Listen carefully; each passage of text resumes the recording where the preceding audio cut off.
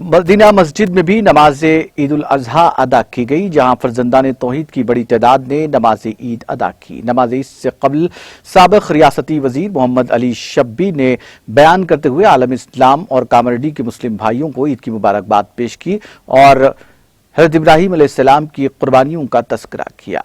उन्होंने कहा कि कई शख्सियतें जो हमारे दरमियान नहीं रहीं, मरहूमीन की मग़फ़िरत के लिए दुआ की ज़रूरत है। मौलाना मोहम्मद वसीम क़ादरी ने नमाज ईद के इमामत के फ़राइज़ अंजाम दिए। कांग्रेस रुकने बल्दिया सैयद अनवर अहमद ने निज़ामत के फ़राइज़ अंजाम दिए। मोहम्मद अली शब्बीर के हमरा मोहम्मद नईमुद्दीन, बरादर मोहम्मद अली शब्बीर, मोहम्मद इलियास फर्जंद मोहम्मद अली शब्बीर, मोहम्मद अली इब्राहीम, मोहम्मद अली इसहाक़ और शेरू रुकने बल्दिया आवाम ने मदीना मस्जिद पहुँचने पर उनका इस्तक़बाल किया।